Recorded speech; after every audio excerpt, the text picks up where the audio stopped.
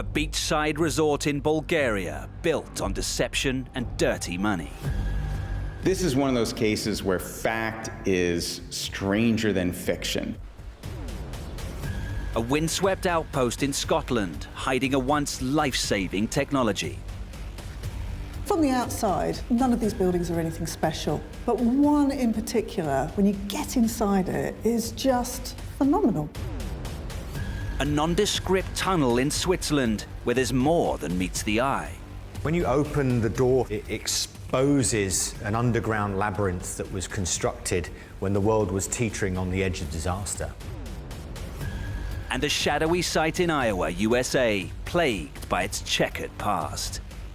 This place is haunted by stories. It began as an idyllic home set in green pastures until it turned into something else. Decaying relics, ruins of lost worlds, sites haunted by the past, their secrets waiting to be revealed.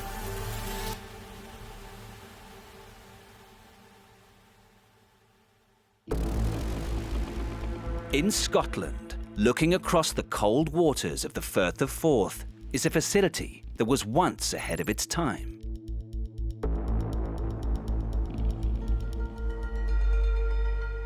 Well, this place has an apocalyptic feel to it. Kind of a Mad Max era thing. You've got these abandoned buildings with rusty tin roofs and all the glass is gone. It has a real institutional feel to it. There's not a single pane of glass left in the place, by the look of it. Most of the doors are missing. It's had its time and it's moved on. Other features here clearly point to the original purpose of this place. Instead of one, or maybe two, long runways, this site has loads of them, crisscrossing each other in a spaghetti junction. You're used to seeing this kind of jumble of runways in modern-day airports, but to find a runway this complex in remotest Scotland is quite strange. But inside one nondescript building lies a strange construction. It's theatrical on its scale. It's round, it's white, it's quite oppressive. There's things hanging up above you. It's clearly incredibly specialized. The upper half is painted white and the lower half is painted blue, and this must have some significance. These crumbling remains tell a story of remarkable ingenuity and ambition at a time of national peril.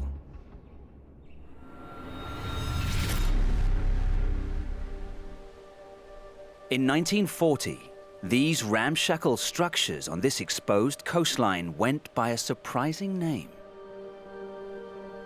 The name of the location is HMS Jackdaw, His Majesty's ship Jackdaw. And that is your clue to what this place is. This was not a RAF, Royal Air Force base. This was a Royal Navy air base. The British Navy, in its infinite wisdom, thought that all land-based airfields that served the Royal Navy had to have naval designations. Her Majesty's ship this, Her Majesty's ship that. Soon after the start of the Second World War, pilots here were training to operate not from land bases, but from those on the sea. By 1940, it was appreciated that no battle at sea could be won without using aircraft. Commander David Hobbs is a former Royal Navy pilot who spent decades flying from aircraft carriers. The Navy kept its runways small because it wanted pilots to get used to the idea of operating from a confined space. Even the layout of the runways prepared pilots for a life at sea. With an aircraft carrier, your pilots are always going to land into wind, heading along the line of the flight deck with the carrier steaming into wind. So one of the ideas of having 4 runways is you've more often got a runway that points into wind. But learning to take off and land was only the first part of the training. Away from the runways, the Royal Navy were developing a secret weapon, one that would revolutionize the fight on the high seas. The floor is covered in debris and bits of metal. And when you look up, you see this bizarre contraption, only half of which is left. This machine was going to help the Allies win the war. As war broke out, the German Navy launched their largest and most advanced battleship yet. Germany went in with one of the biggest battleships anyone had ever seen, the Bismarck. This thing is a behemoth. It displaces 50,000 tons. It has an armament of 8 big main guns, 12 secondary guns, anti-aircraft guns. It's an absolutely awe-inspiring floating battery. As an island nation, Britain relied on imports by sea to fuel its war effort. And the Bismarck posed a huge threat to those vital supply lines. But attacking it would not be easy. There's an old adage among flyers that, dive bombing a ship, you're going to put holes in the deck. If you want to sink it, you have to fire a torpedo at it. With its powerful anti-aircraft guns, getting a plane close enough to launch a torpedo required a difficult and often deadly aerial maneuver. The young pilots would have to perform an almost 2-mile near vertical dive in just 30 seconds. It was from bases like this that the dangerous training for the mission took place. They would take off and they would practice with dummy torpedoes against dummy targets.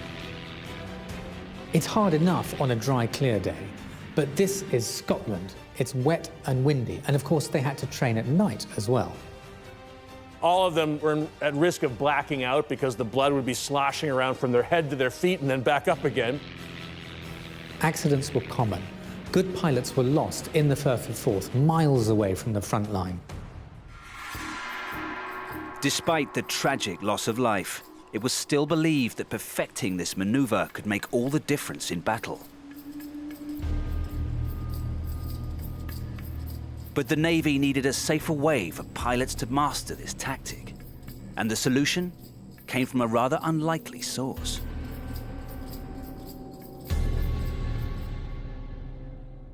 A firm called Fit-Ups that made theatrical lighting asked the Admiralty if there was anything they could do for the war effort.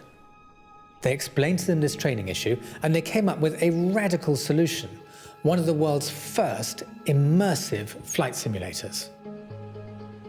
This is the Torpedo Attack Trainer. The structure and equipment were centered around a replica cockpit where the trainee would take the stick. It could roll up to 30 degrees either way, and it could pitch, I think it was 15 degrees nose up or nose down. Obviously it didn't move, but when he opened the throttle, a noise sounded like an engine revving up, and the effect of the lighting sweeping across the blue painted floor gave him the impression of speed. You can see the horizon painted on here, so this is giving you the effect of sea.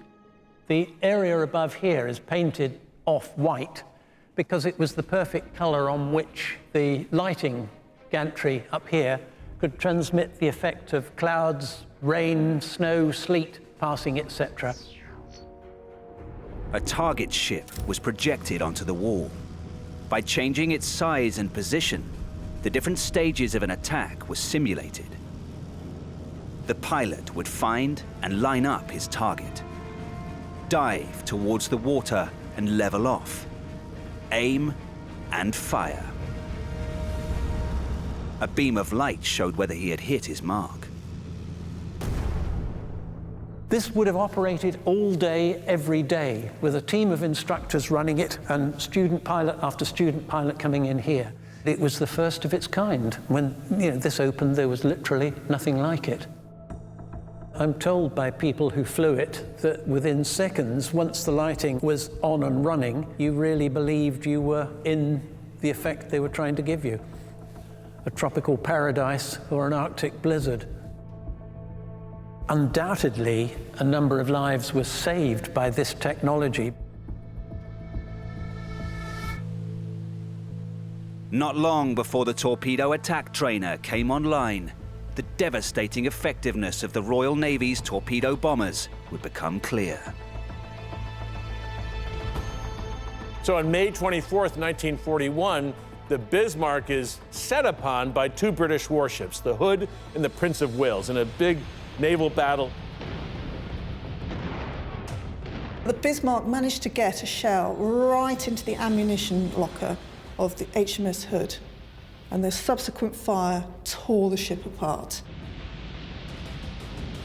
The Bismarck was damaged, but managed to get away, and the Prince of Wales had no chance to catch it up by itself. Fortunately, the Royal Navy's torpedo planes were ready. 2 days later, a torpedo bomber launched from the HMS Ark Royal intercepted the fleeing Bismarck. It only needed to get one hit in a key place, and it managed it.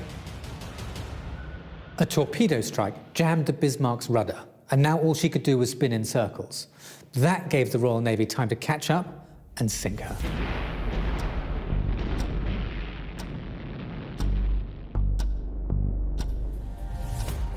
Having proved that this technique was crucial even against the seemingly impenetrable Bismarck, this new technology helped ensure that torpedo bombers continued to play a vital role in numerous Allied victories. The torpedo bomber force was extremely successful. They sank a lot of enemy ships, which is what they were there to do. They were a force that achieved more with not very much than a lot of others in the Second World War. When the war ended, however, the miraculous torpedo attack trainer was no longer needed. It was locked up, they threw the key away, and basically it was just left to fall apart. So what you see here is 80 years worth of neglect.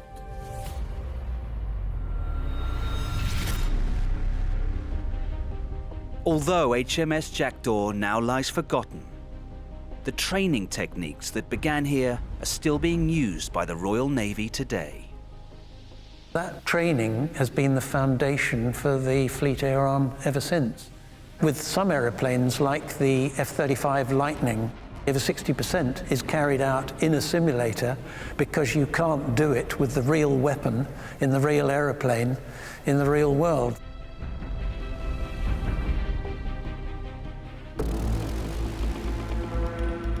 In Bulgaria, next to the blue waters of the Black Sea, lies a concrete shell of epic proportions.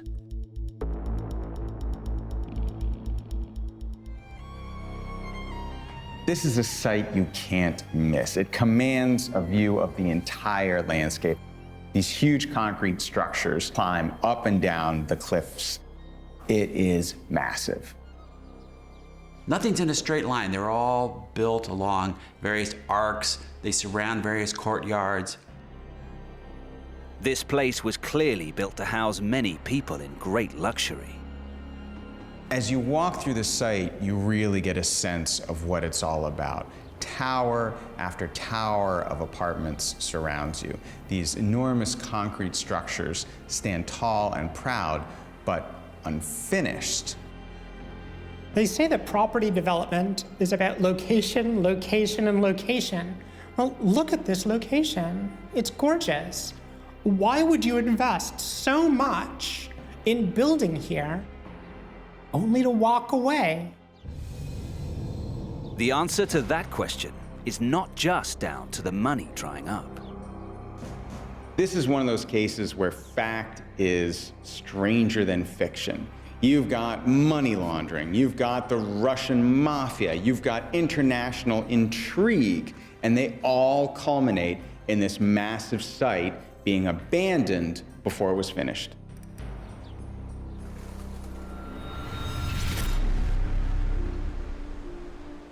This area of the Black Sea is a famous holiday destination where property is relatively cheap, the views stunning, and for developers, there is serious money to be made. In 2006, Loudis, a somewhat mysterious development company, bought land from the local government. And they did it with the announced intention of building a holiday resort complex. What they were planning was a really big state-of-the-art luxury resort. They were gonna have 5,000 units, 13 swimming pools, pubs, restaurants, a theater, underground streets, underground parking. This luxury resort was to be called Costa del Croco. And to help fund the project, huge swathes of the apartments were sold on spec. Some of the folks who bought them were investors, but a lot of them just went to ordinary individuals, folks nearing retirement, or men and women just excited at the prospect of a holiday home in this most famous of holidaying areas. One of these people was Anna Ivanova. For Anna, though, it wasn't just money she was investing, but also land she owned near the site. За пръв път чух името Costa Del Croco през далечната 2005 година. Бях поканена в качеството си на собственик на част от земята в агенция за недвижими имоти. Това трябваше да бъде нашия град мечта, нашата мечта.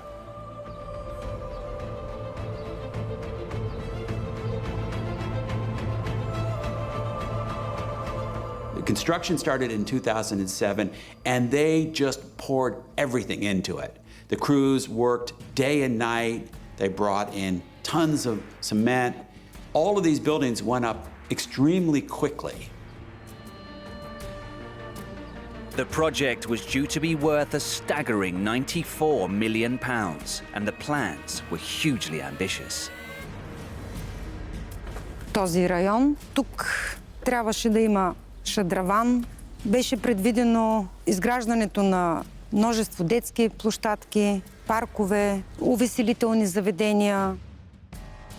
But unbeknownst to Anna, this development was hiding a very dirty secret. This is a story about people building here for the purpose of turning money they can't spend into clean money that they can take anywhere. В началото нямахме никакви притеснения, че може да се стигне до такъв изход, виждайки темповете, с които се строеше.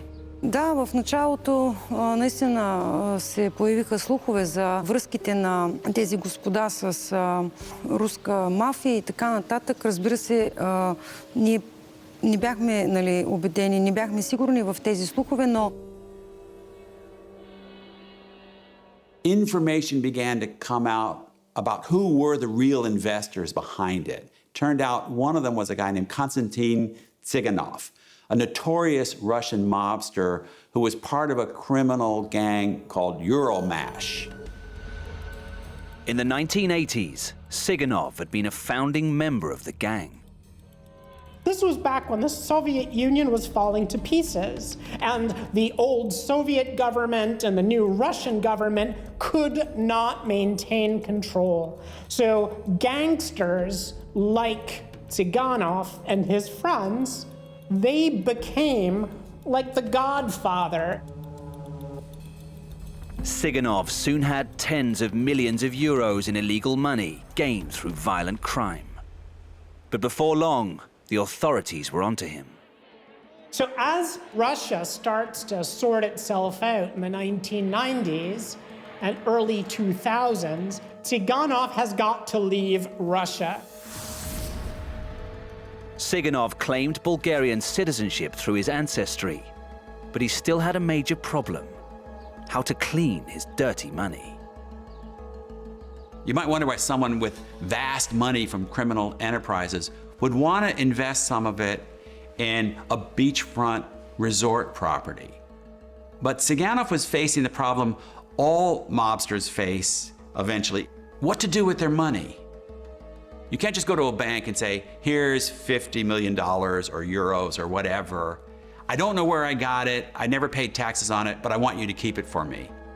Money laundering is a very, very common activity across criminal enterprise internationally. And one of the most common ways to do it is by investing in legal businesses.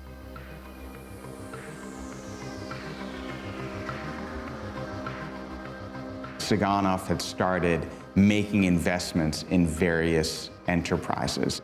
One of those was the Londis Property Group and its investment in Costa del Croco. Now, these millions, which came from Siganov's multiple criminal enterprises, they really should have flagged him up to the police. But mysteriously, he got away with it. We don't know exactly what his relationship was with the man who is now the president of Bulgaria. We don't know what his relationship was with the former head of the Bulgarian Secret Service. But what we do know is that they all played soccer together.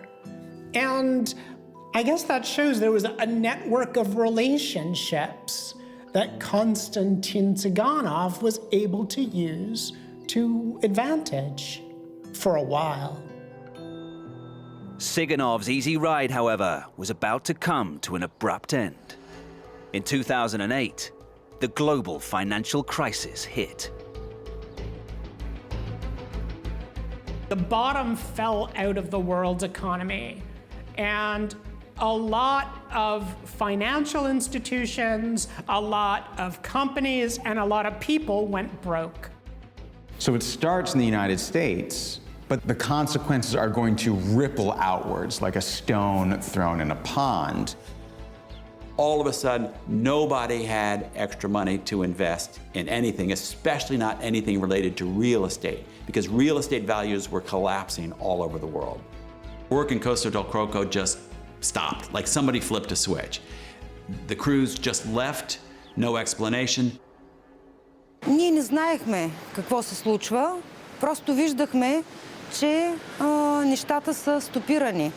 Не получихме никаква официална информация каква е причината всичко това да бъде спряно. В последствие обаче започнахме да виждаме и реалността. For Siganov, the global financial crisis wasn't his only problem.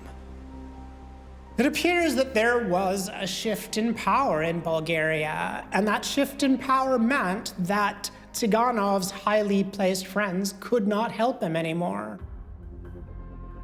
A year after the halt of construction at Costa del Croco, in April 2010, Siganov, his business partner, and a number of other dangerous Russian mobsters were arrested and expelled from Bulgaria. At that point, Siganov seems to have disappeared. And there's no way to trace what happened to the millions that were invested in Costa del Croco.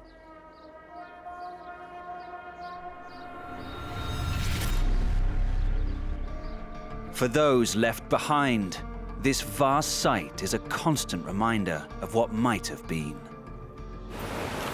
И добре дошли в нашия дом. Сами виждате какво се случва тук. Наистина имахме големи амбиции, но за съжаление се стигна до ето този скелет. В момента сме оградени от бетон, желязо и почти вече сме изгубили всякаква надежда моя дом да се случи.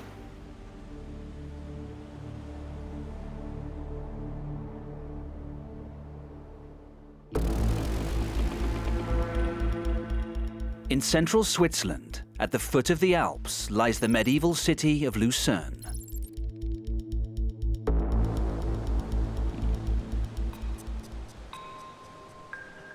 It's a tranquil place surrounded by the most breathtaking scenery. You've got mountains, forests, and gorgeous lakes. It is a fantastic place to go. But as you're travelling in your car, and you go through a couple of tunnels, just have a look around, because they are not what you think.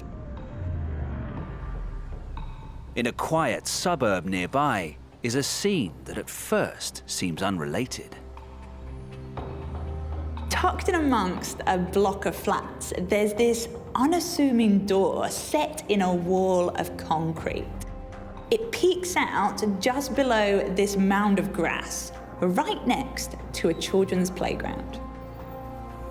When you open the door, it exposes an underground labyrinth. The inside is a whole warren of passages and rooms and spaces. The hidden domain extends all the way to the busy motorway tunnels connecting the two sites. There was a lot of space for people down here because there's lots of beds, there's kitchen areas, there's offices. There seems to be a lot of individual rooms for particular purposes.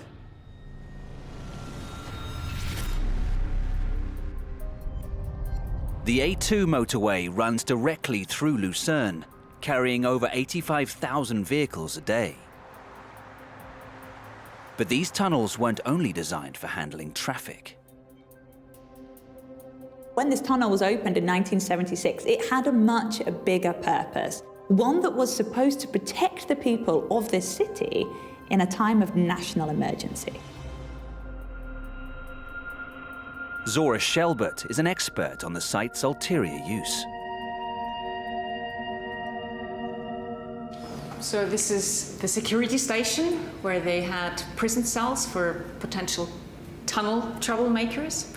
So if people hadn't been obeying downstairs in the tunnels, they would have been pulled out of the tunnels and put behind bars in here. I have my doubts if 16 prison places would have been sufficient, considering the circumstances that would have led to people coming in, because they would have been in greatest fear already. Further clues in the bowels of this place show that prisoners wouldn't have been alone down here. This is a dorm where 64 people would have slept, with bunk beds 4 layers high. Not a lot of space. There is some sort of military element to it in terms of communications and medical facilities. But this was something bigger. This was bigger than what would house an army. The key to understanding this buried structure is the era in which it was created. I mean, Switzerland is famous for its neutrality, and yet it doesn't mean it isn't under threat from other things. At the time this structure was built, the world was staring down the barrel of the deadliest threat it had faced since the end of World War II. The Cold War brought an urgent need to protect the population from a nuclear strike. It is important to realize that the fear was not to be under direct attack during the Cold War. The fear was always to become collateral damage between the Soviets and the US. So the Swiss introduced a law that required nuclear shelters for the entire population. And in some places, this meant thinking big. This is the Sonnenberg shelter. Completed at a cost of over £300 million in today's money, the price of protecting a city's population doesn't come cheap. The mountain hides the true engineering in this particular location.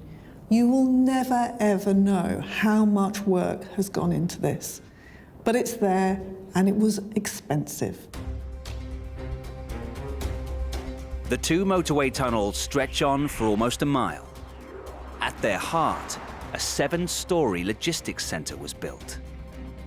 If called upon, the intention was that the entire complex could be transformed into the world's largest civilian nuclear bunker. The tunnels could have been sealed off by concrete blast doors at both ends. Each door weighed 350 tons and was 1.5 meters thick, apparently able to withstand the blast of a 1 megaton nuclear bomb as close as 1 kilometer away. If the alarm sounded, 20,000 of the city's residents would descend on this fortified fallout shelter. With the doors closed, the road would then be converted into a vast makeshift accommodation block. But this building here is not where the 20,000 would have been living, but in here. This is one of the 2 motorway tunnels. These would have been filled with beds and toilet areas for 10,000 people each. 450 tons of flat-pack structures, beds, and bathrooms were all stored ready for assembly. And to ensure life underground ran smoothly, the bunker contained a command room, hospital, prison, radio station, and when operating, could house a staff of 700 in the logistics center. State-of-the-art technology made certain the tunnel's occupants had a clean supply of breathable oxygen. Those air filters were vital for the tunnel inhabitants because during the Cold War, the threats were nuclear threats mostly, so they needed a very powerful air filtration system to protect the tunnel inhabitants. But if the Doomsday Bunker was ever called into action, would it have all worked as planned? In 1987, it was put to the test. Operation Ant had begun. The Swiss may be known for their timekeeping, but this particular operation didn't run like clockwork. First of all, it took 24 hours to shut the doors. There were some problems with the door mechanisms. Although officially this part of the test did work, there are numerous people involved that say that one of the doors didn't actually close properly. And if this was not a test, that would have been fatal for everyone inside. Malfunctioning doors, however, weren't the only life-threatening issue. Not only could the 20,000 beds not be assembled quickly enough, even if that had gone to plan, they'd have run out of water within just 2 weeks anyway. So Operation Ant was probably the beginning of the end of this facility, of the idea of housing 20,000 people in the two motorway tunnels, because the drill showed that it would have taken way too long to get everything ready in case of a nuclear problem. The scope and scale of the site's use as a nuclear bunker was reduced over the years, and eventually the two road tunnels became single-purpose structures. In 2006, the grand plan was abandoned. Traffic does still flow through the tunnel 24/7, but its days as a nuclear bunker are long gone.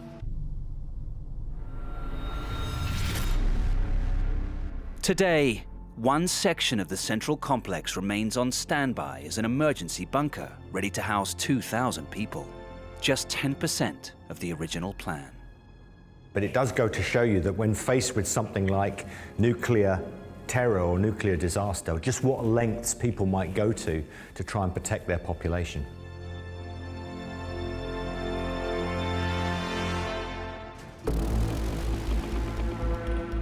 In Iowa, USA, stands a solitary building filled with memories of a troubled life.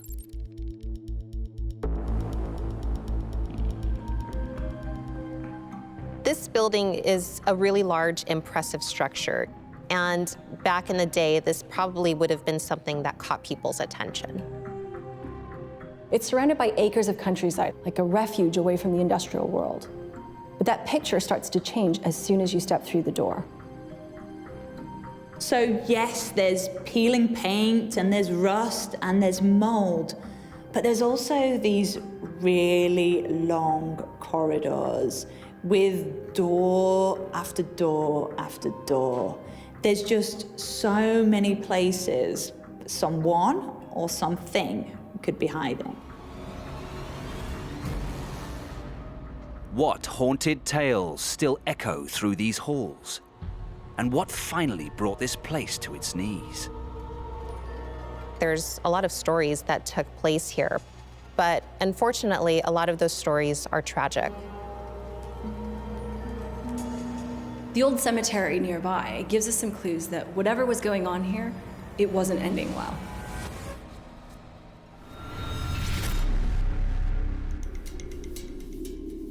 While uninhabited today, there is still evidence of the property's final use as a home to a few dozen people.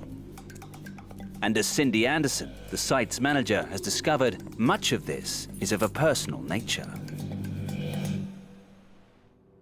That one of the sad realities of living in an institution is that sometimes when you left, your things didn't get to come with you, and people's belongings were left behind. We don't know who they belong to. But worldly possessions weren't necessarily the only things that didn't leave.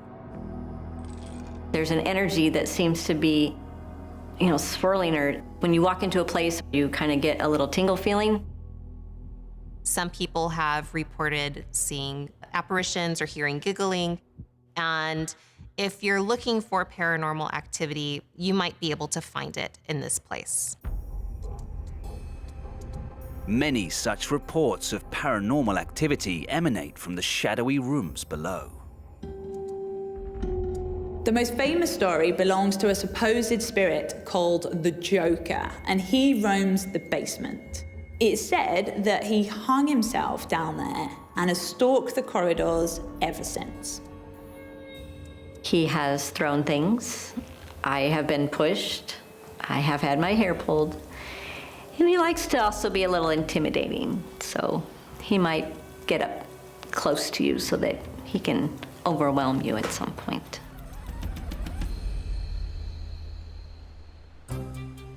This place is haunted by stories that are linked to its past. It began as an idyllic home set in green pastures until it turned into something else. Established in the mid-1800s, the oldest traces of the site can be found at the rear of the property, like the old machine shop. This is now in pieces, but originally it would have stood up near the main house, and it wasn't alone. There would have been a number of other structures as well. So there was a corn crib on site. There was a big barn. They farmed. They had animals, cows, pigs, chickens. In the original system when it was first created, this property had over 200 acres. But this was no ordinary farm. This place had another specific purpose. The state of Iowa passed the Poor Laws. And under these laws, the counties created homes for the poor. These were designed to be benevolent, charitable institutions. The idea was that the able-bodied poor who were unable to find employment could find shelter and work here. The structure standing here, however, is not the original building. This is Edinburgh Manor. Completed in 1911, it signaled a whole new direction for the site. As soon as this new building was constructed, a committee was established to look into mental illness in the county. And with that, a number of patients who had mental illness were transferred to this new site. It was becoming almost a catch-all for all of these social problems in one place. You end up with the vulnerable, weak, and elderly cohabiting with the violent and threatening. It's like throwing in foxes into the henhouse. The use of some rooms may have been altered over the years, but the design laid the foundations for a more institutionalized approach to social care. On the women's wing on the first floor has some resident rooms, but you have a room that contained your medications. The majority of residents would have been medicated. On the opposite side, on the men's wing, very similar as well. You have some offices, you have some resident rooms. There's a game room at the end of the hall. They tried very, very hard to make it a comfortable place for people to be. Reflecting changes taking place across the country in the care system, some of the old establishing ideas here would soon be lost. When it was a poor farm, the people were required to work. They did not want lazy people. After the transition to this building, it was still considered that way, but over time, the poor farm system collapsed.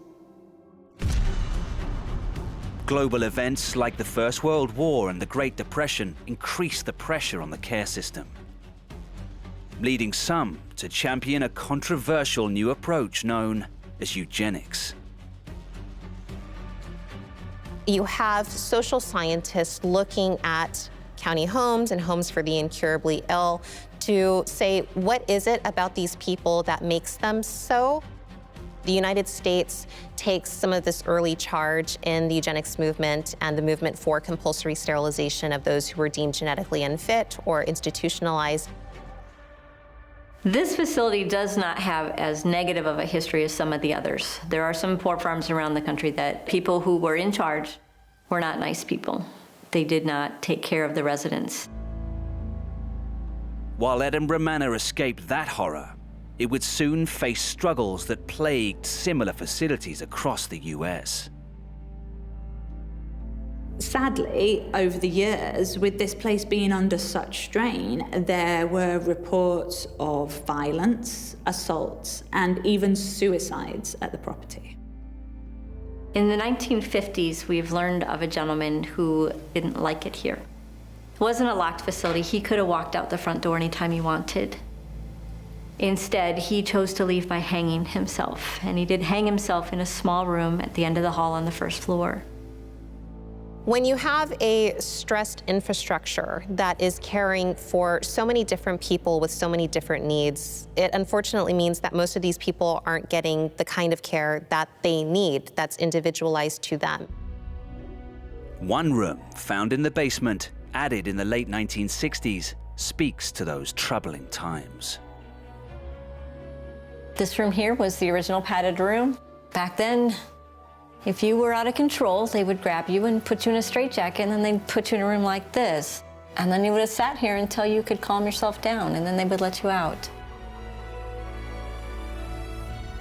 For almost 100 years, this building moved with the times, accepting new patients, adapting its layout, and trialing new approaches. But finally, in 2010, Edinburgh Manor was deemed unfit for use.